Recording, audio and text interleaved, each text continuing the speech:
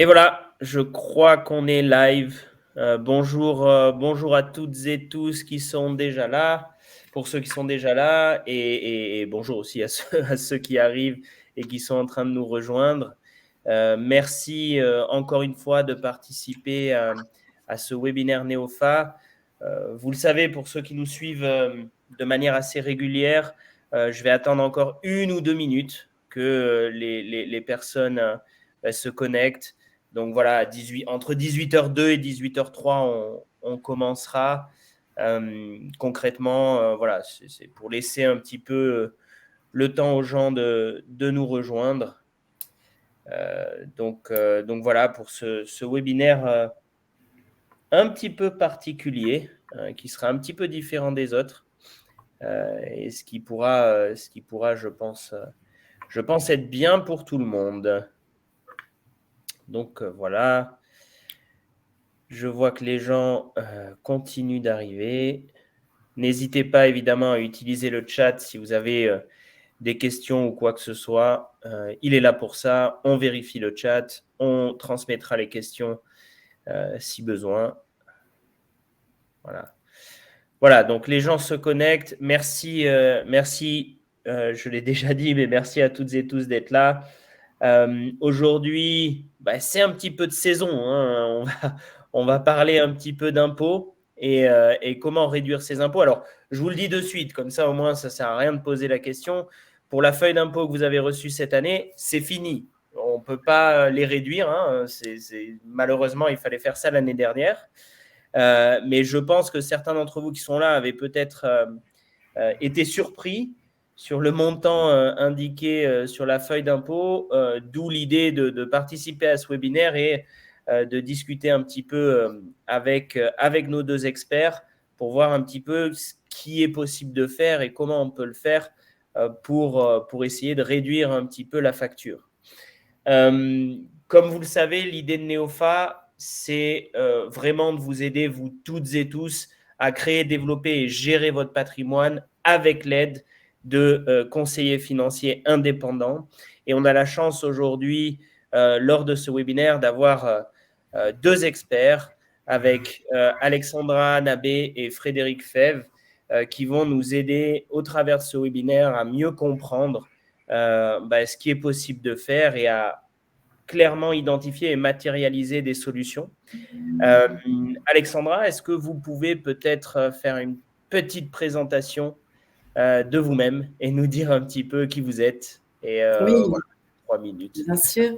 Bonsoir à tout le monde. Donc, je suis Alexandra Nabé, je suis associée fondatrice du cabinet Expertalis, qui est un cabinet de conseil en gestion de patrimoine indépendant, au sens où nous n'avons pas de lien capitalistique, que ce soit avec des banques, des compagnies d'assurance ou des sociétés de gestion, quelles qu'elles soient. Et le fait de n'être lié à personne, eh bien, ça nous permet de travailler avec tout le monde et donc de donner l'accès à nos clients à des produits et des solutions de qualité.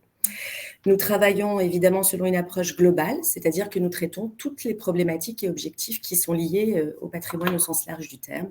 Et enfin, nous accompagnons nos clients, qu'ils soient personnes physiques, personnes morales ou professions libérales. Voilà. Merci Alexandra. Frédéric, pareil pour vous, s'il vous plaît. Oui, Est-ce que avec plaisir. vous pouvez vous présenter? Donc, Frédéric Fèvre, mon parrain de gestion privée.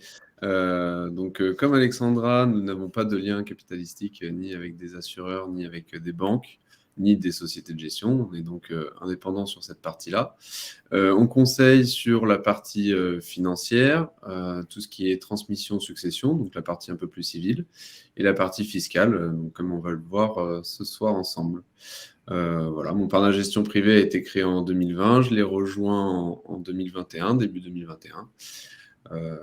Donc voilà. Parfait, merci beaucoup. Merci à tous les deux. Et pour moi, pour ceux qui ne nous suivent pas régulièrement, et c'est pas bien, mais j'espère qu'ils vont nous suivre maintenant régulièrement. Je suis Nicolas Delorme, un des cofondateurs de la plateforme Neofa. Je l'ai dit, webinaire un petit peu particulier parce qu'on va essayer de ne pas être trop théorique et d'aller principalement sur des cas pratiques. Comprendre clairement qu'est-ce que vous pouvez faire, dans quelle situation et quels sont les avantages de telle ou telle solution. Frédéric, Alexandra, vous souhaitiez commencer peut-être. Alors, dernière chose avant ça, on va essayer de passer au travers de cette présentation en 40-45 minutes. Et ensuite de ça, vous aurez 10 minutes pour les questions. Si vous avez des questions pendant le webinaire, n'hésitez pas à les poser sur le chat. Si on estime que ça fait du sens d'y répondre tout de suite, on piochera les questions dans le chat et on les posera directement à nos intervenants, Frédéric ou Alexandra. Donc, n'hésitez pas à utiliser le chat, il est là pour ça. C'est encore mieux si c'est interactif, on pourra mieux répondre à vos besoins et vos problématiques. Première chose, quelque chose de très actuel. Alexandra, Frédéric, on voulait parler des erreurs à éviter sur la déclaration. Alexandra, à vous. Oui, alors la première erreur à éviter, c'est de ne pas vérifier les revenus qui sont pré-remplis sur la déclaration. Alors, elles sont rares, les erreurs, mais elles existent. Et donc, avant de valider votre déclaration, il faut vérifier le montant global des revenus qui ont été pris en compte, à commencer par les revenus déclarés par votre employeur et notamment, aussi, on l'oublie souvent, les indemnités journalières qui sont perçues, par exemple, au titre d'un arrêt maladie. Voilà, donc vérifiez bien les montants pré-remplis. Fred, quelques mots sur les pensions alimentaires pour nos chers auditeurs divorcés. Alors effectivement, oublier de déclarer une pension alimentaire, en fait, ça peut poser problème puisque on peut déduire jusqu'à 6 368 € par enfant. D'autre part, il faut que l'enfant le déclare également dans ses revenus pour que ce soit déductible de l'autre côté. L'enfant, si l'enfant est majeur, tu veux dire? Oui. Oui. D'accord. Ok. Les frais de garde, Alexandra, si on les oublie. C'est embêtant si on les oublie parce qu'ils donnent droit à un crédit d'impôt qui est égal à 50% des dépenses engagées pour la garde des enfants. Deux points importants, par contre, ne pas inclure les frais de nourriture dans les montants que vous déclarez, car ils ne sont pas concernés par le crédit d'impôt. Et deuxième point, il faut retirer de ces frais les aides qui ont été perçues au titre de la garde des enfants, notamment par exemple le complément de libre choix de mode de garde ou les aides versées par les employeurs. Quand vous avez une partie de ces frais qui sont prises en charge par le comité d'entreprise, vous n'avez pas le droit au crédit d'impôt, ce qui est logique puisque ils sont pas payés par vous. Mais voilà, donc les oublier, c'est une erreur puisqu'ils ouvrent droit à un crédit d'impôt de 50% et je crois qu'on va arriver ensuite à la différence entre réduction et crédit d'impôt. Donc, oui, parfait. Les dons aux associations, on se doute bien que Bernard Arnault n'a pas dû oublier de déclarer le don qu'il a fait pour Notre-Dame. Mais est-ce que Fred, tu peux nous en parler un petit peu? Oui, tout à fait. Alors, vous avez deux types de réduction d'impôt, donc soit à 75% dans la limite de 1 000 €. Alors, Bernard Arnault a dû donner un petit peu plus pour les organismes ou les personnes en difficulté, ou sinon 66% pour les organismes d'intérêt général. Donc, pensez bien à demander, si vous ne l'avez pas reçu, votre IFU à l'association pour laquelle vous avez donné, qui vous permettra de reporter ce montant-là dans votre déclaration. IFU étant imprimé fiscal unique, excusez-moi. Ok, parfait, merci.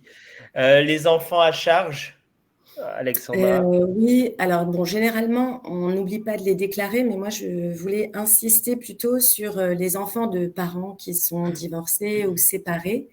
Et ça pose plus souvent de problèmes.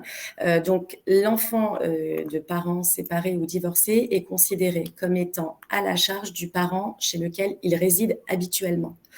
Donc, dans le cas où il y a une résidence alternée, eh bien, il peut être prise en compte de manière égale par chacun des parents qui se répartissent alors l'avantage global du quotient familial lié à l'enfant.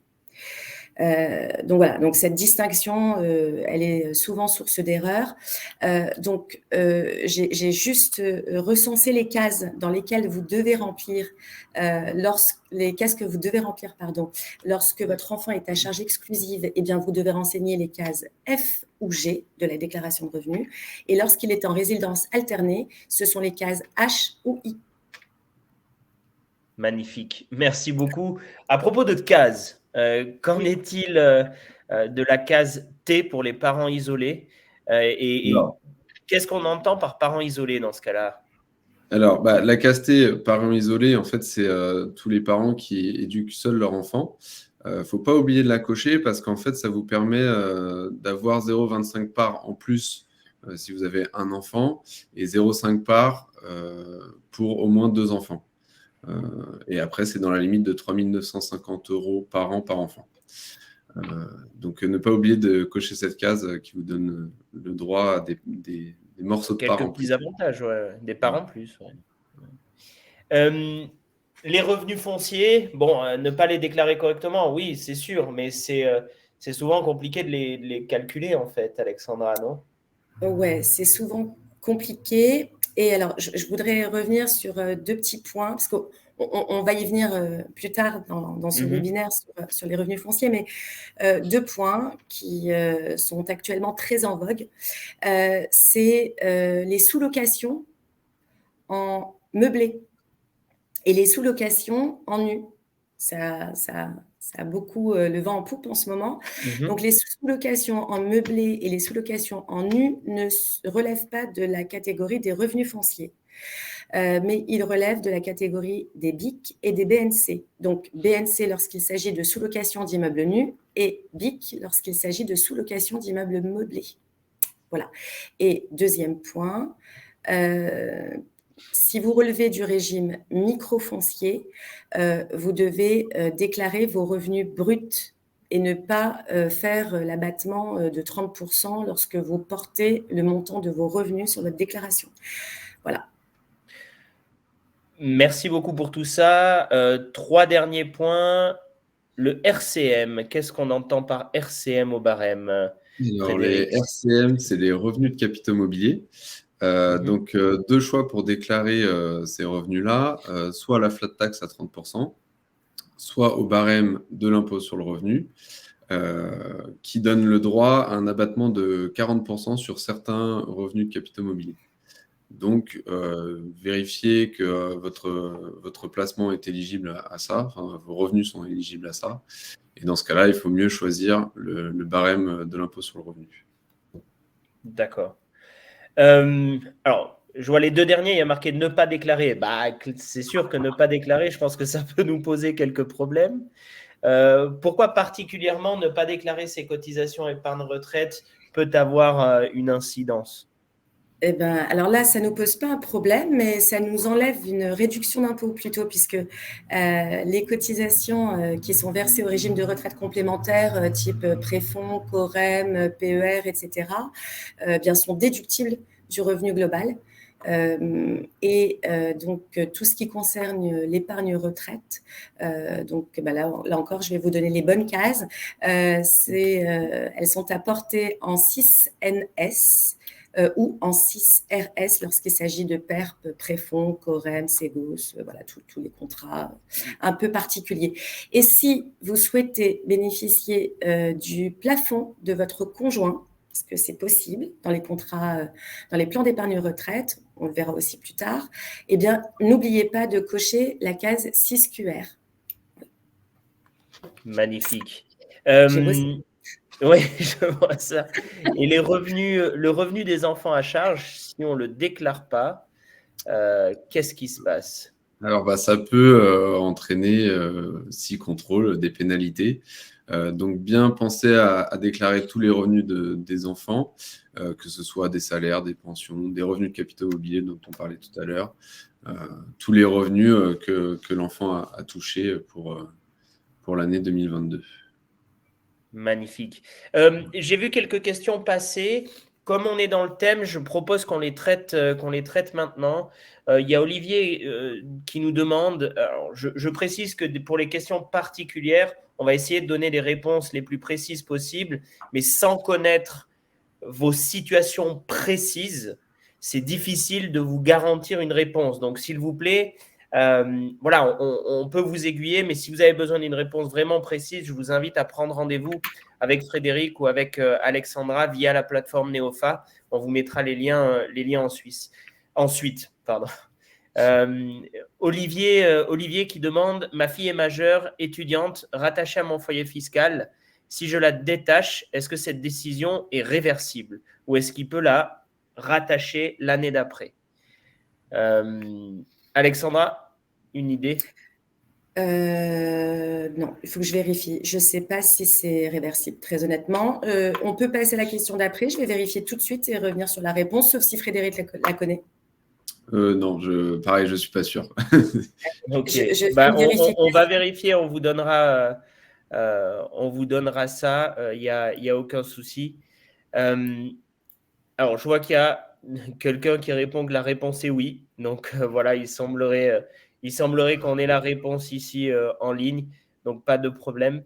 On voit, j'ai une autre question. La pension pour un ascendant est à déclarer également? Alors, je peux répondre pour le coup. Oui, tout à fait. C'est également à déclarer. Des deux côtés, hein, également. Parfait. On va continuer et on se garde quelques questions pour la suite. On va essayer de rentrer un petit peu dans les détails, un petit peu plus dans les détails. Là, rapidement, peut-être Alexandra, sur déduction, réduction, crédit d'impôt, on sait que, et c'est assez extraordinaire parce que la France est, malgré ce qu'on peut entendre ou dire, la France est un pays qui a énormément d'outils pour essayer d'optimiser sa fiscalité, même si je crois qu'on n'a plus trop le droit de dire optimiser. Mais souvent, on ne comprend pas trop si ce sont des déductions, réductions, crédits d'impôt, quelle est la différence, etc. Alexandra, est-ce que vous pouvez juste rapidement, comme ça on passe au cas pratique derrière, nous donner la différence entre déduction, réduction et crédit d'impôt? Oui, c'est très simple. Une déduction, c'est une somme qu'on retire de son revenu global. Vous percevez, par exemple, un revenu de 10 000 € et vous avez une déduction de 1 000, eh bien, vous serez alors imposable uniquement sur 9 000. Donc, on va déduire de son revenu pour obtenir une réduction d'impôt. Et une réduction d'impôt, c'est tout simplement une somme qu'on va déduire de son montant d'impôt. Donc, vous avez fait un don, par exemple, à une association qui ouvre droit à une réduction d'impôt, par exemple, de 700 €. Eh bien, si votre impôt est de 1 500, c'est ce qu'on voit sur le petit cas pratique, je crois.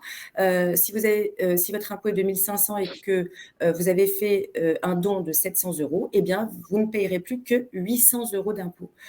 Le point sur la réduction d'impôt, c'est qu'elle ne peut pas être supérieure au montant d'impôt que vous payez. Donc, toutes les réductions d'impôt qui vont au-delà de l'impôt que vous payez, elles sont perdues. Elles ne servent à rien, en fait. Donc, ça ne sert à rien de cumuler les réductions. C'est-à-dire, le gouvernement ne va pas, ou le fisc ne va pas nous envoyer un chèque en disant vous avez eu 10 000 de réduction d'impôt, vous payez 8 000, tenez, voilà 2 000. Exactement. Le seul cas où il nous envoie un chèque, c'est justement pour le crédit d'impôt. Le crédit d'impôt, c'est une somme également qui est soustrait du montant de votre impôt. À la seule différence, c'est que si vous n'en payez pas, eh bien, l'administration fiscale vous fait un chèque du montant de ce crédit d'impôt, voilà, pour vous faire bénéficier de ce crédit. Pardon. Pas de souci. Parfait, merci beaucoup. On rentre dans le vif du sujet avec un cas pratique sur le déficit foncier. Alexandra, toujours à vous. Vous vouliez parler de ce cas-là en particulier. Pourquoi ? Parce que c'est un cas qui est, je dirais, fréquemment utilisé par les investisseurs et par beaucoup de nos clients. Et c'est un peu parfois compliqué de démêler le vrai du faux et de bien comprendre comment fonctionne le mécanisme de déficit foncier. Par exemple, il m'est arrivé de voir des cas où, alors que le bien n'était pas donné en location, eh bien, les gens faisaient du déficit foncier. Donc, ils déduisaient un certain nombre de charges sans revenu. Donc, il faut bien comprendre que le déficit foncier, d'abord, il fonctionne dans le cadre d'un investissement locatif. Et dans ce cadre-là, vous pouvez bénéficier d'un coup de pouce fiscal si vos charges sont supérieures à vos recettes. C'est ce mécanisme-là qu'on appelle finalement déficit foncier et qui vous permet de diminuer le montant de votre impôt lorsque vous réalisez certains travaux, par exemple. Et on va voir également que pas tous les travaux ne sont déductibles. Donc, le déficit foncier, qu'est-ce que c'est? Eh bien, si vous êtes propriétaire d'un logement et que vous proposez la location nue et que vous avez opté pour le régime réel, parce que ça fonctionne pour le régime réel, si vous êtes au micro-foncier, eh bien là, vous bénéficiez d'un abattement forfaitaire de 30%. Donc, si vous êtes au régime réel, eh bien, vous allez pouvoir déduire un certain nombre de charges de vos revenus fonciers. Et c'est le fait que vos charges soient supérieures, donc comme je l'ai dit, à vos recettes, vos revenus, qui créent un déficit foncier. Alors, quels travaux peut-on déduire de son revenu? Alors, avant de passer à ça, Nicolas, si vous permettez, je vais expliquer jusqu'à quel moment, en fait, on peut déduire et quel est le plancher du déficit foncier. On peut déduire jusqu'à 10 700 € de déficit foncier, sauf dans certains cas particuliers qu'on va voir ensuite. Premier cas, eh bien, lorsque on a bénéficié d'un périsol ou d'un dispositif COS, eh bien, ce plafond de 10 700 est porté à 15 300 €. Et on va voir qu'il y a également des cas où ce plafond peut être doublé. Donc, ce plafond de déficit, il est de 10 700 € au maximum. Et l'excédent de déficit, imaginons qu'on a un déficit de 14 000 €, eh bien cet excédent de déficit peut ensuite être reporté et déduit durant 6 ans sur l'ensemble de vos revenus et durant 10 ans sur vos revenus fonciers. Ça veut dire que si, pour reprendre votre exemple, vous avez 14 000 de déficit foncier en année 1, donc on peut déduire 10 000, à 10 700, voilà, 10 700, il reste à peu près 4 000, et ces 4 000, on va pouvoir, l'année d'après, si on ne fait pas de travaux, rien, quoi que ce soit, les remettre et bénéficier du coup d'une déduction. Voilà. Exactement. Exactement, parce qu'un déficit, ça permet une déduction, laquelle va donner une réduction d'impôt. Excellent. Vous parliez de travaux particuliers. On ne peut pas bénéficier, on ne peut pas, on va dire, compter comme charge dans le déficit foncier tout type de travaux. Qu'est-ce qui est aujourd'hui pris en charge sur ce point-là?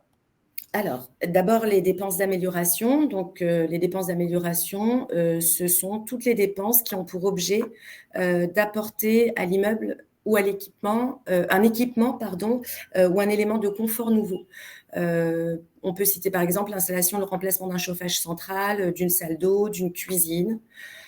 Donc voilà, tout ça, ce sont des dépenses d'amélioration. Ensuite, ce qui est déductible, ce sont également les dépenses de réparation et d'entretien. Donc, ces réparations-là, elles permettent de maintenir ou de remettre un immeuble en bon état et d'en permettre un usage normal. D'accord. Ce qui n'est pas déductible, en revanche, jamais, ce sont les travaux de construction, de reconstruction ou d'agrandissement. Est-ce que je peux poser une colle? Je me permets. Si on a une maison et qu'on construit une piscine, par exemple, est-ce que ça fait partie d'amélioration? Parce que ça peut être sympa pour le locataire d'avoir une piscine quand même. Ou est-ce que ça fait partie de la construction ou de l'agrandissement? Alors, agrandissement, non, mais ou de la construction.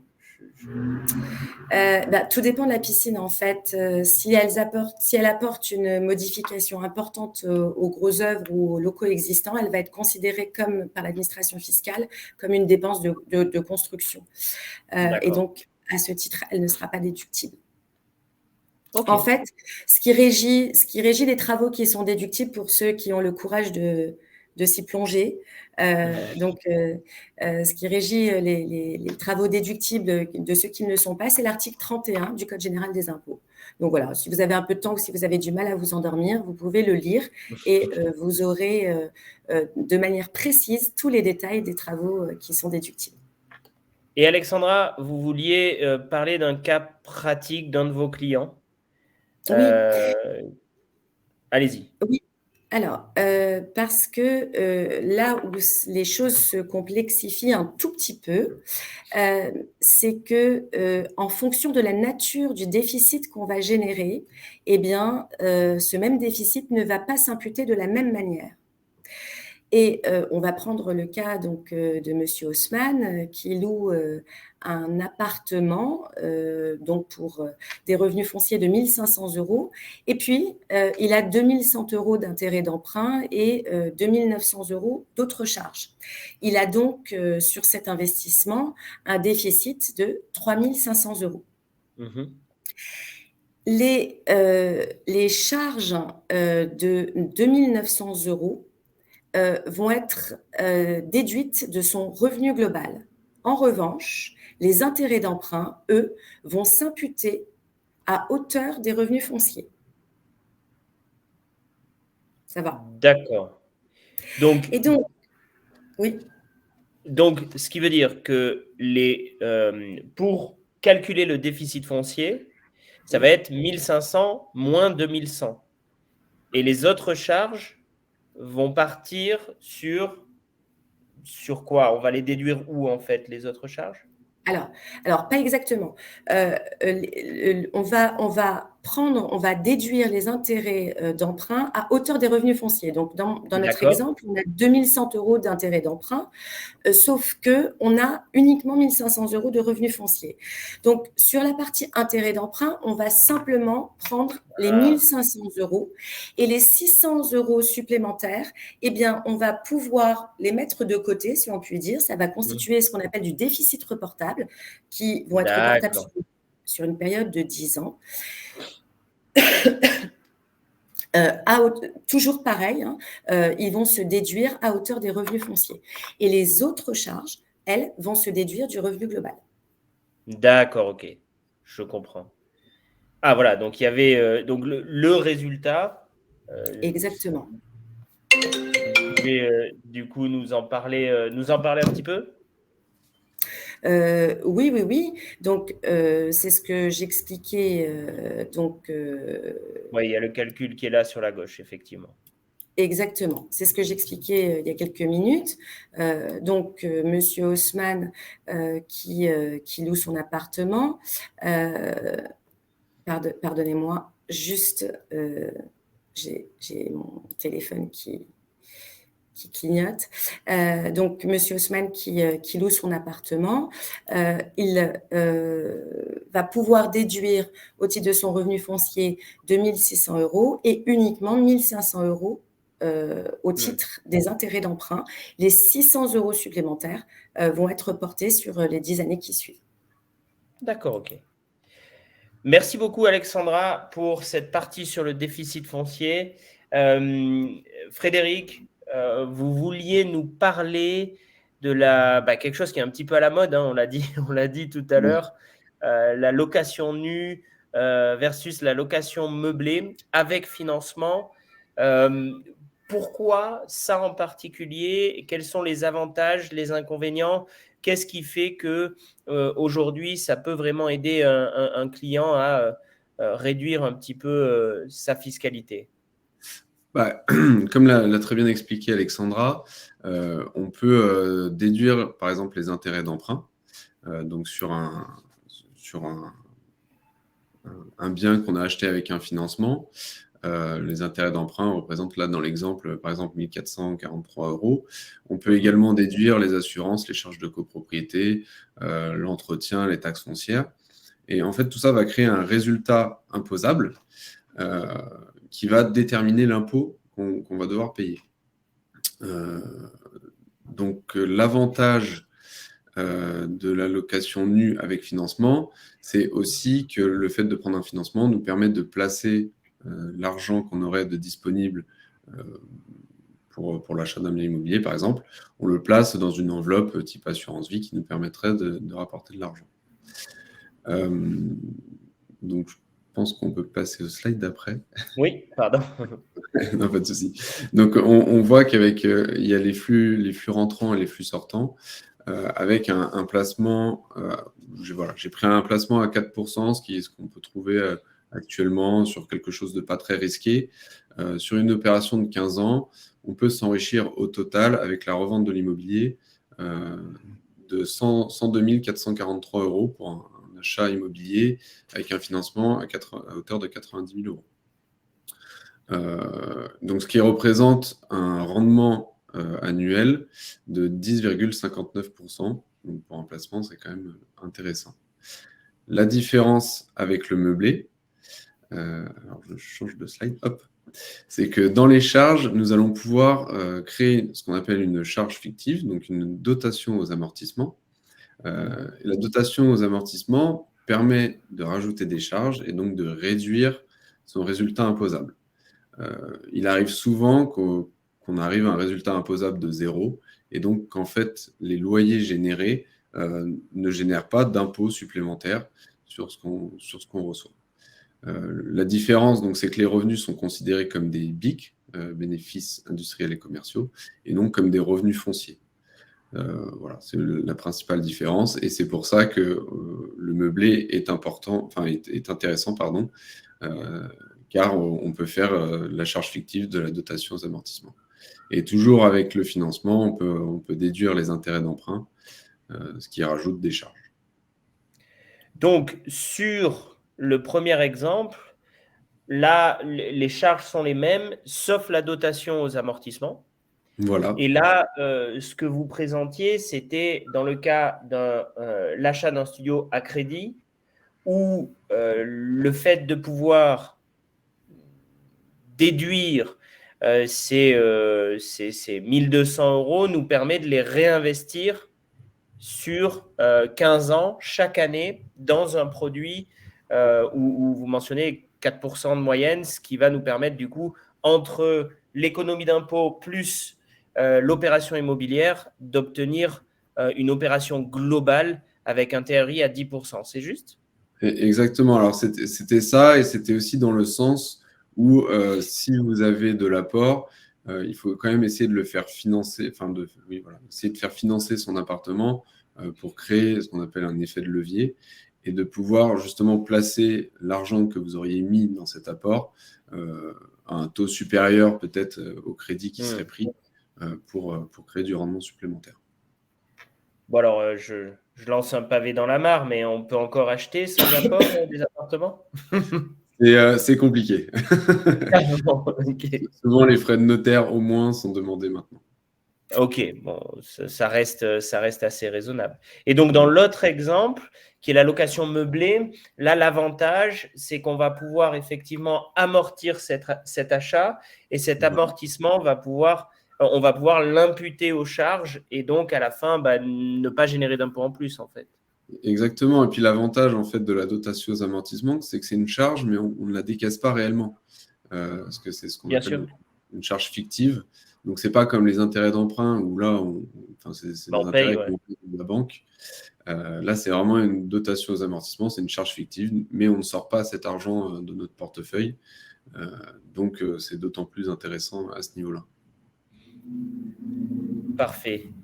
Merci beaucoup. Ah là, il y avait le bilan effectivement de l'opération sur le meublé. Est-ce que vous voulez nous en dire un petit peu plus ? Alors, en fait, cet effet de levier, donc déjà sur le placement d'un éventuel apport, plus le fait qu'on ne paye pas d'impôt pendant 14 ans sur la simulation, nous permet un enrichissement sur 15 ans de 48 000 €, et ce qui triple le TRI de l'opération par rapport à la location nue. Et là, l'idée de faire ces opérations-là, ça serait pour des personnes qui ont combien de cash? Par exemple, là, il y a un financement à 90 000 euros. Voilà. Donc, l'idée, c'est d'avoir combien de cash pour pouvoir justement avoir ces résultats-là et placer l'argent. Bah, bon, après, comme vous le disiez, le contexte sur l'achat immobilier entre l'apport qui est demandé et les taux un peu plus élevés, en fait, à partir du moment où on peut financer des frais de notaire sur un bien, alors ça dépend du montant du bien. En fait, dès qu'on veut faire cette opération immobilière, c'est toujours plus intéressant de placer le maximum et de faire le crédit à côté. Donc, voilà. Toujours essayer de placer au maximum lorsqu'on peut prendre un crédit. Merci beaucoup. Et il y a une des stars en France, le PER. Je dis une des stars parce que c'est vrai que, de ce que moi j'ai pu lire ou entendre, ça a été accueilli peut-être au début un petit peu froidement, mais j'ai l'impression que depuis quelques mois ou quelques années maintenant, il y a de nouveau un petit peu de hype autour du PER, le fameux plan d'épargne retraite. Alexandra, est-ce que vous pouvez nous dire pourquoi? Et alors moi, personnellement, je trouve que c'est l'outil le plus simple. C'est pour ma connaissance qui est très basique. Je trouve que l'outil, le PER, est vraiment assez simple d'utilisation pour n'importe qui, que ce soit pour 100 euros ou plus. Je trouve ça hyper intéressant. Voilà, j'arrête et puis je vous laisse nous en dire plus, Alexandra, s'il vous plaît. Ben ouais, en fait, vous avez répondu à la question. Il a le vent en poupe parce que effectivement, il est très simple. Il est accessible à quasiment tout le monde et il a une efficience sur la baisse de la pression fiscale qui est assez intéressante, surtout lorsque on est dans une grosse tranche marginale d'imposition.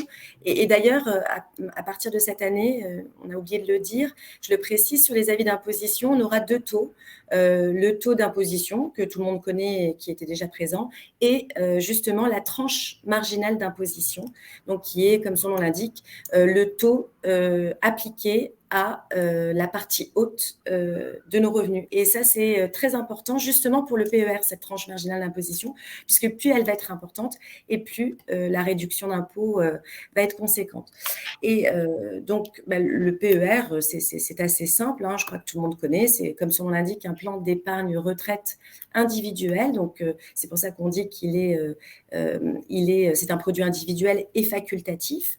C'est un produit d'épargne et qui nous permet de nous constituer un capital pour préparer et pour générer des revenus complémentaires à la retraite. Et la grande nouveauté, enfin c'est plus trop une nouveauté maintenant depuis la loi Pacte, mais c'est un outil qui va nous permettre de ressortir notre stock d'épargne, soit sous forme de rente, soit sous forme de capital, soit sous forme de capital fractionné. Alors, qu'est-ce qu'on appelle du capital fractionné? C'est tout simplement de dire, voilà, mes 100 000 euros, je ne les veux pas en une fois, mais je les veux sur 1, 2, 3, 4 ans.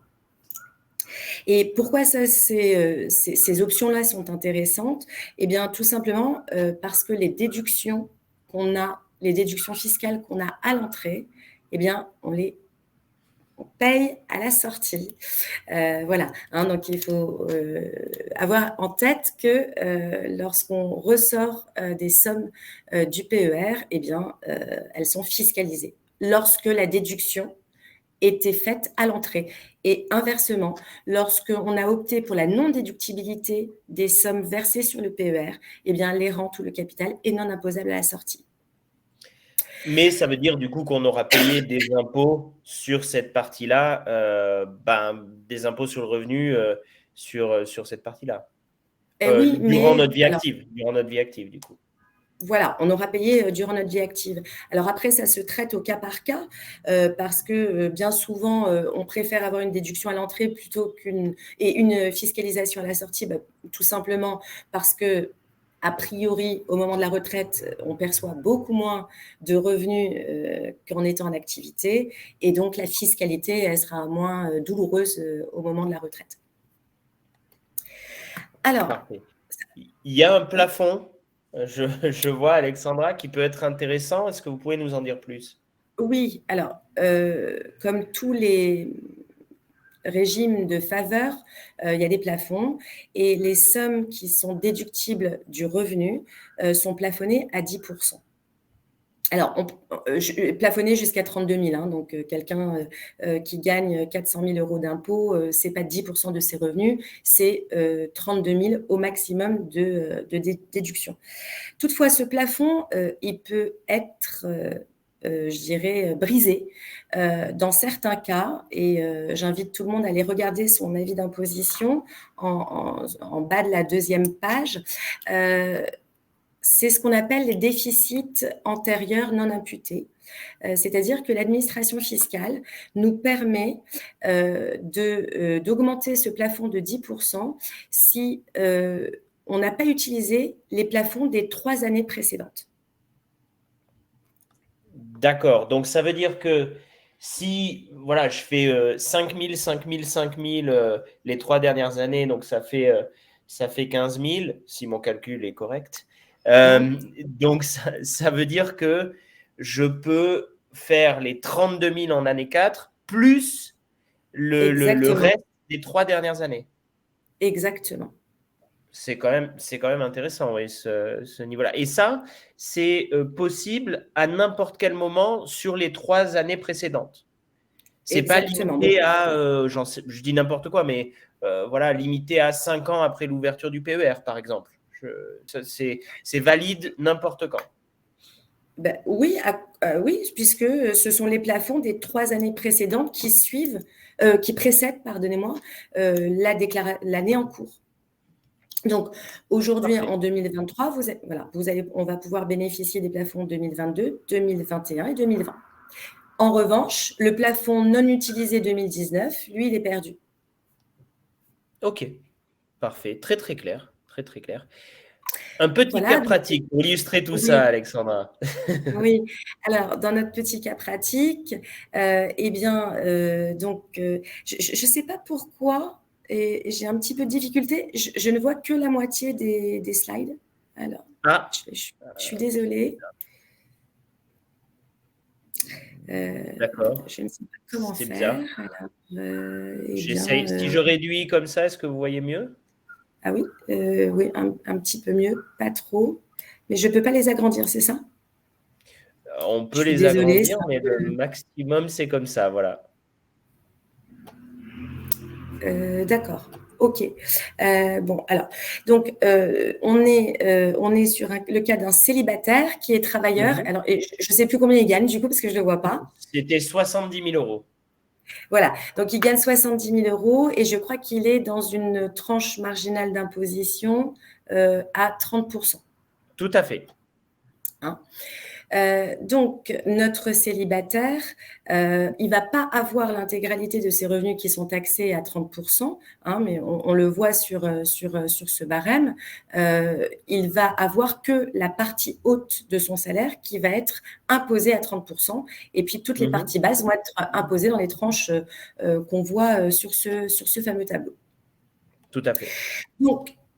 Donc, s'il décide d'épargner pour sa retraite, donc dans le cadre d'un plan d'épargne retraite, dans le cadre d'un PER individuel, il va voir ses revenus à déclarer diminuer du montant épargné. Donc, imaginons qu'il décide d'épargner 5 000 euros. Eh bien, il ne va plus être imposable sur la base de 70 000, mais bien sur la base de 65 000. C'est la fameuse déduction dont on parlait tout à l'heure.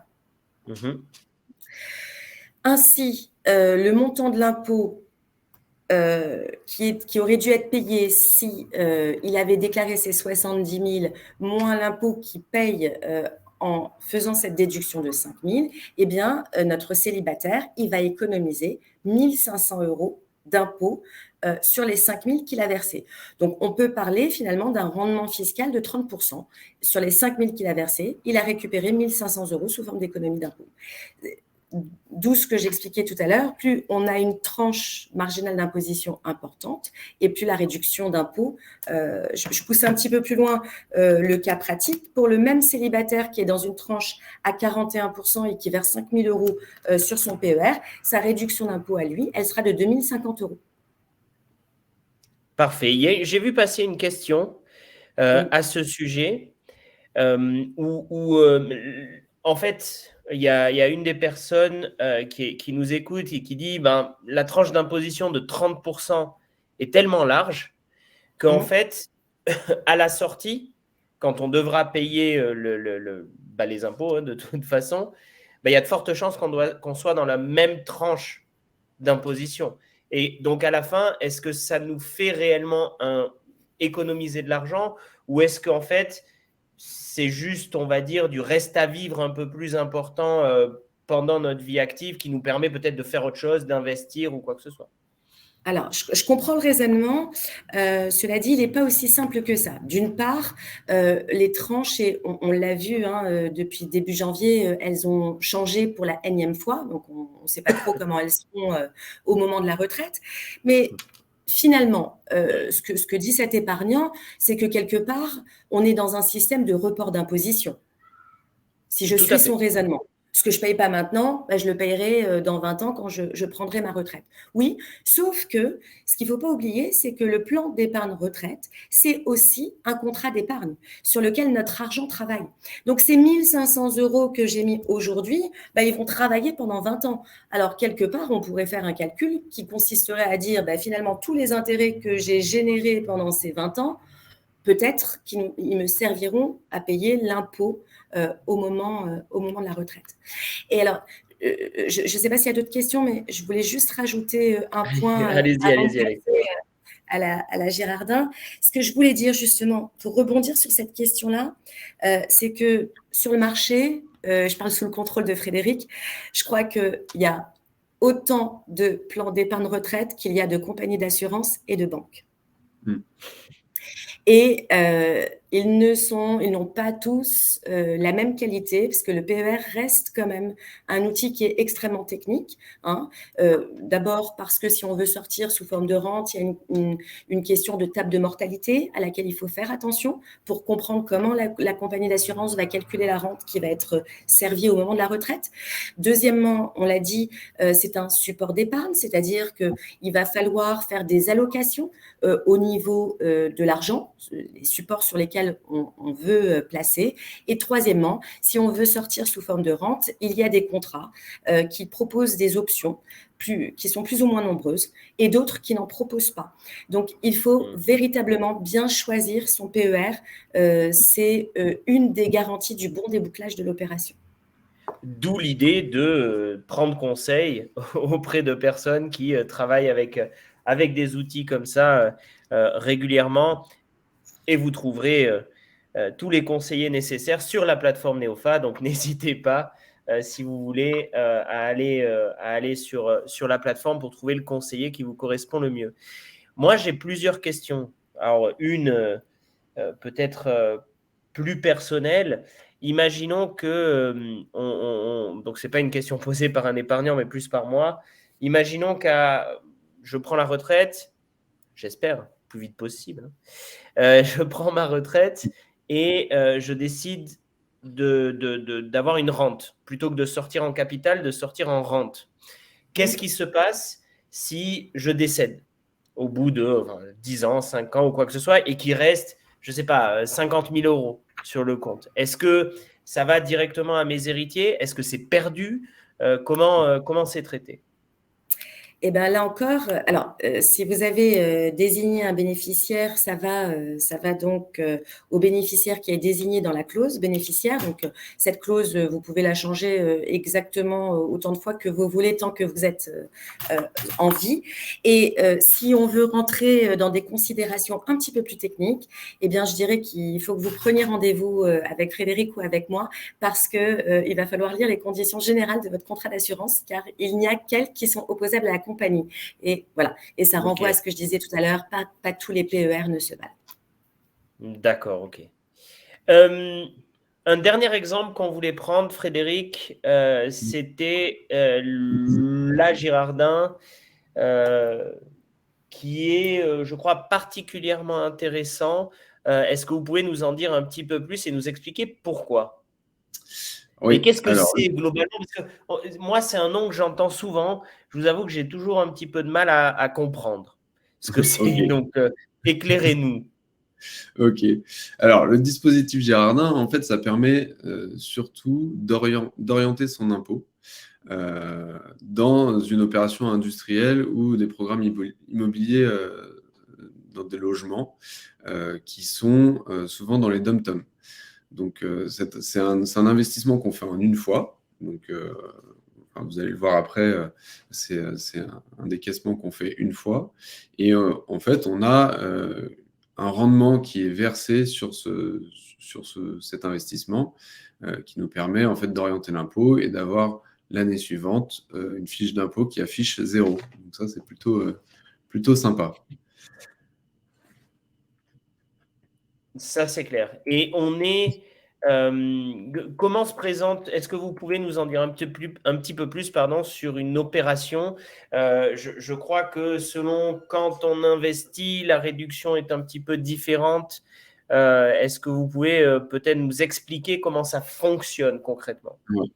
Alors concrètement, donc l'investissement qu'on va faire va servir soit à l'achat de matériel industriel et agricole qui seront derrière mis en location à des industriels, soit à des logements, donc des investissements dans des logements pour loger des personnes, donc dans les dom-toms. Donc si par exemple on fait une souscription en début d'année, on a souvent un meilleur rendement en début d'année puisque il y a plus de possibilités d'investissement qu'en fin d'année. Alors, on arrive encore à trouver des opérations en fin d'année, mais les rendements sont moins intéressants. Et donc, investir, par exemple, au mois de janvier permet d'avoir un rendement de 14% sur son investissement et rendement que vous allez retrouver l'année d'après, donc environ 18 mois plus tard, sur votre fiche d'imposition avec un remboursement en impôt directement sur votre fiche. Donc, au niveau Donc, de c'est l'opération. l'investissement. Oui, allez-y, allez-y. Par exemple, oui, c'est l'investissement qui crée du rendement. Alors, voilà, sur la slide d'après, il y a un exemple. Cas pratique. Voilà, toujours cas pratique.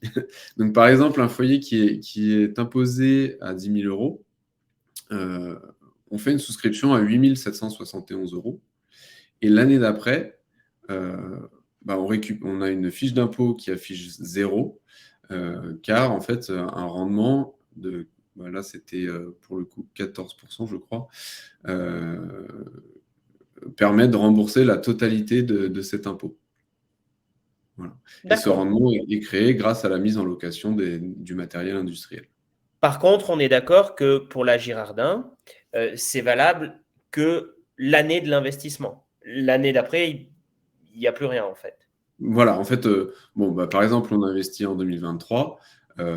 L'année d'après, donc on le déclare début 2024 pour avoir la réduction à l'été 2024, après réception de l'avis d'imposition.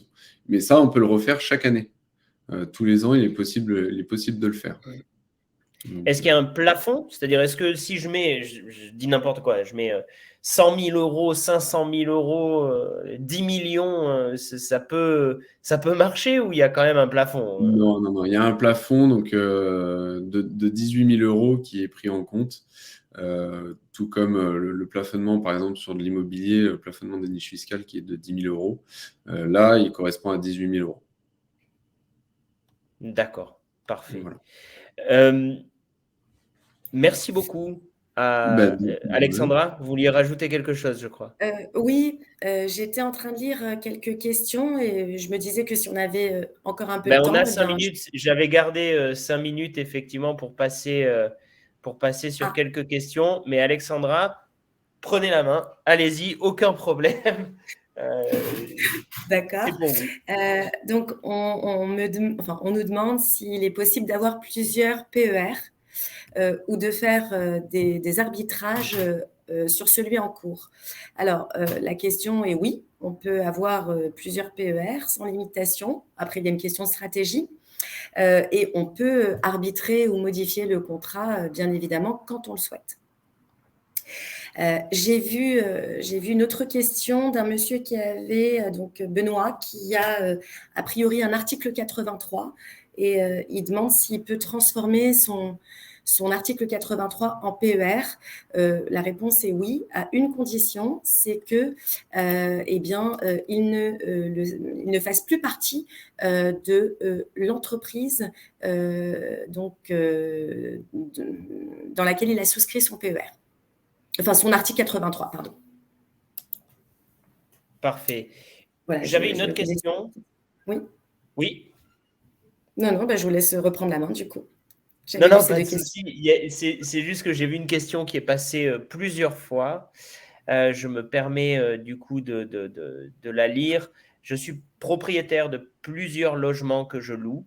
L'un d'eux a été vacant en 2022. Du coup, les revenus fonciers au global sont passés sous les 15 000 euros. Est-ce que cette personne a intérêt à passer en BIC? Et si oui, est-ce qu'il peut passer en mode réel l'an prochain quand ce logement sera, donc en 2023, et donc 2024 pour les impôts, quand ce logement sera à nouveau loué? Donc, est-ce qu'il a la possibilité de faire un changement BIC puis de revenir sur le réel l'année d'après? Alors, soit j'ai pas bien compris la question, enfin Frédéric, peut-être que tu veux répondre, mais en fait, le BIC, c'est la catégorie de revenus qui correspond à la location meublée. Et donc, il était en location nue, ce monsieur? J'ai pas suivi. J'ai pas cette information-là. Dans tous les cas, on ne peut pas changer tous les ans de régime. La location nue engage pour 3 ans. Et la location meublée, de mémoire, c'est 1 an. Il me semble. D'accord. Donc, merci beaucoup pour ces informations. Je vois qu'on a encore énormément de questions. Il y a une question sur le Girardin, je vais y répondre. Le rendement de 14% est-il garanti? Alors, il y a des assurances en fait qui permettent de garantir ce rendement et où en fait justement en fait vous pouvez prendre des assurances qui garantissent plus ou moins, et plus vous garantissez votre investissement, moins le rendement sera élevé forcément, puisque les assurances ont des coûts. Donc on peut descendre jusqu'à 8% de rendement si on prend vraiment toutes les assurances pour se protéger sur la partie capitale et sur la partie fiscale. Je vois qu'il y a une autre question de Véronica. Est-ce que, peut-être pour réexpliquer, comment on peut bénéficier de la déduction d'impôt, déduction, c'est juste, je crois, sur le PER? Comment ça fonctionne exactement? Parce que voilà, Véronica nous demande, est-ce qu'il y a un montant maximum à mettre sur le PER pour bénéficier de cette déduction? Il n'y a pas de montant maximum. On met un montant et ce qui nous permet… voilà. Est-ce que vous pouvez réexpliquer peut-être cette partie-là, Alexandra? Oui, bien sûr. Si, il y a un montant maximum. D'abord, les sommes qui sont déductibles, elles sont plafonnées à 10% du revenu annuel. Et si le salaire annuel est de, par exemple, 400 000 euros, eh bien, il y a un deuxième plafond qui s'applique qui est de 39 000 et quelques euros. On l'avait noté sur une des slides.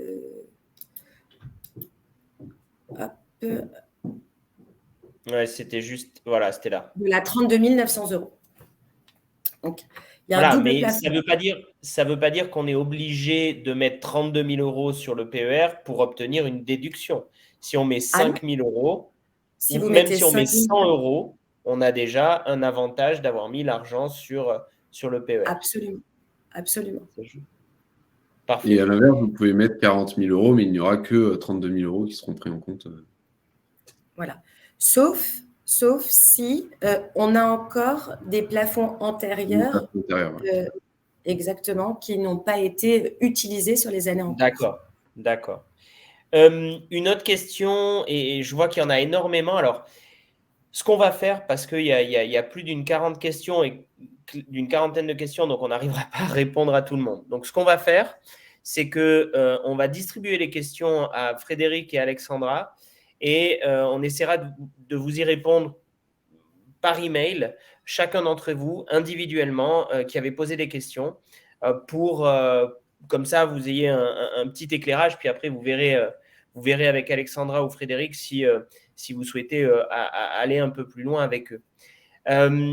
Donc, il y a une question d'Olivier, et c'est la dernière. Je dois faire des travaux qui comprennent de la rénovation énergétique, de la rénovation et un agrandissement.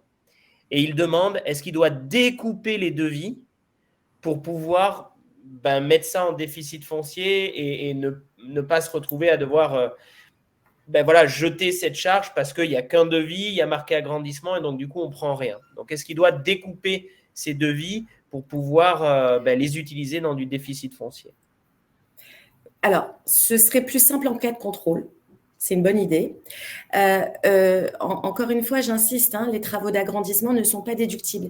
Et d'ailleurs, la question d'Olivier, elle est très intéressante parce qu'on n'en a pas parlé, mais lorsqu'il s'agit du plafond du déficit foncier, on a parlé du plafond de 10 700 €, mais la loi de finances rectificative 2022 nous permet de doubler ce plafond et donc de le passer à 21 400 € lorsque on fait des travaux donc de rénovation énergétique.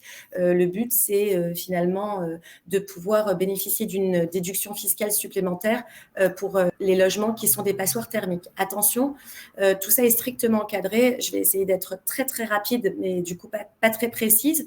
Donc, ce plafond de 21 400, d'abord, il faut que les travaux, ce soient des travaux de rénovation énergétique. Les travaux d'agrandissement sont toujours interdits. Deuxièmement, il faut que vous passiez de la catégorie EFG à une catégorie ABCD. Et attention, l'administration fiscale va être très, très regardante, c'est-à-dire qu'elle va demander, lors d'un éventuel contrôle, à ce qu'il y ait un audit énergétique avant les travaux et un audit après. Donc, aménagez également votre dossier en cas de contrôle. Et voilà, c'est tout ce que je voulais dire parce que je crois qu'il est 19h02 et que Nicolas va vouloir arrêter. Mais voilà, 21 400 pour le plafond. Magnifique. C'est pas que je veux absolument arrêter, mais j'aime bien essayer de garder certains cadres sur ces webinaires. Donc, je voudrais, comme je vous ai dit, il y a énormément de questions. On va prendre la peine d'y répondre individuellement. Et puis ensuite, vous prendrez peut-être plus d'informations auprès d'Alexandra ou Frédéric. Je voudrais vous remercier toutes et tous d'avoir participé à ce webinaire. J'espère que vous avez pu apprendre ou mieux comprendre certaines choses. N'hésitez pas à prendre rendez-vous avec Alexandra ou Frédéric ou d'autres conseillers sur notre plateforme. On vous donne rendez-vous le 6 juin pour un nouveau webinaire sur l'immobilier en particulier. On reviendra évidemment avec la thématique plus précise très bientôt. Et vous recevrez tous le replay de ce webinaire-là. Merci Alexandra, merci Frédéric et à très bientôt. Merci. À bientôt. À bientôt. Merci. Bonsoir.